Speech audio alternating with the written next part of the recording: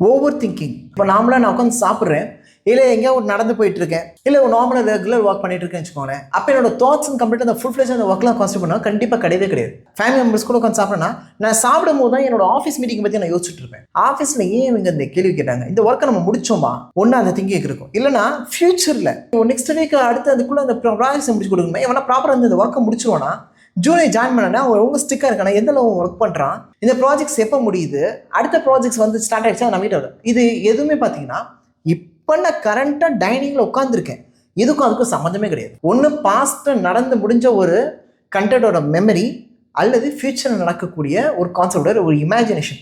இதுதான் என் மைண்டில் 90% ஓடிட்டே இருக்கும். 90 to 95% இது மட்டும் தான். சாப்பாடு ரெகுலர் சாப்பிட்றது அப்படியே நம்ம பாட்டு எடுப்போம், சாப்பிட்டு சூப்பணும், முடிக்கிறோம், சாப்பிட எடுக்கிறது, மெல்றது, முழுகிறது, இது ரெகுலராக நடந்துகிட்டே இருக்கும். ஆனால் நம்ம மெமரி ப்ரெசென்ட்டில் இல்லவே கிடையாது. கரெக்டாக சுத்தமாக கிடையாது.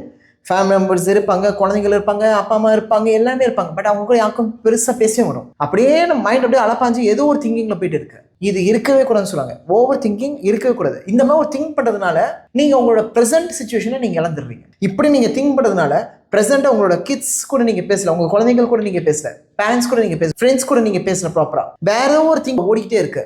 ப்ரெசென்ட் சூழல் நீங்கள் இழந்துட்டீங்க. Don't do that. உங்களுக்கு இப்போ அந்த சூழல் இருக்காம பார்த்தா கிடையவே கிடையாது. நான் நீட்டாக உட்காந்து I'm just having my foot சாப்பிட்டுட்டு இருக்கேன், அவ்வளோதான். இந்த சூழல் என்ன, சாப்பாடோட டேஸ்ட்டு, சுற்றி இருக்கவங்க ஃப்ரெண்ட்ஸ் அவங்க கூட ஜாலியாக ஒரு சேட்டு, இப்படி இருக்கணும். அதை விட்டுட்டு எப்பயோ நடந்த விஷயத்தை இப்படியே யோசிச்சுட்டு ஏன் அப்படி நடந்துச்சு, ஏன் இப்படி நடக்கல, நம்ம ஏன் இப்படி நடந்திருக்கணும், அப்படியே அதை யோசிச்சு ஒரு யூஸ்மே கிடையாது. ஃபியூச்சர் இப்படி தான் நடக்கணும், இப்படி தான் அதை கொண்டு போகணும், இப்படி பயங்கர கொண்டு போனால் தான் கரெக்டு. ஈஸி கிடையாது. லிவ் இன் த ப்ரெசென்ட்டை லிவ் பண்ணுங்கள். ஸோ 100% உங்களோட ஸ்ட்ரெஸ் ரிலீவ் ஆகிறதுக்கு நிறையவே சான்சஸ் இருக்குது. ஓவர் திங்கிங் கூட பேஸே தான். நீங்கள் ட்ரை பண்ணி பாருங்கள். நம்ம எந்த ஒர்க் பண்ணாலும் ஒருத்தர் ஃபோன் பேசுகிறோம், ரெகுலர் ஒரு நார்மலாக ஒருத்தர் பேசுகிறோம்னா நம்ம திங்கிங் அங்கே இருக்காது, அப்படியே போயிடுவீங்க. அது ப்ரெசென்ட் சுச்சுவேஷனுக்கு உங்களோட மைண்டை கொண்டு வாங்க. சேம் சூழலில் தான் நம்மள நிறைய பேர் நம்ம ட்ராவல் பண்ணிட்டு இருப்போம். நம்ம சாப்பிடும்போது இப்போ ஒரு தடவை ஃபுல் கான்சன்ட்ரேட் பண்ணி சாப்பாடாக உட்காந்து மற்றவங்க கூட அப்படி ரெகுலராக உட்காந்து சாப்பிட்றாங்கன்னா அவங்க கூட ப்ராப்பராக பேசிட்டு உட்காந்து சாப்பிட்ருக்குமானு தான் கிடையாது. நம்மளோட திங்கிங் எங்கேயோ போயிட்டுருக்கும்.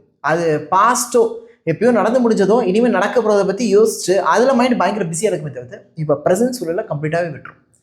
Don't do that. Live in the present.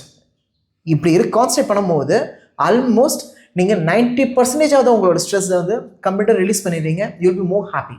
Try and comment it out.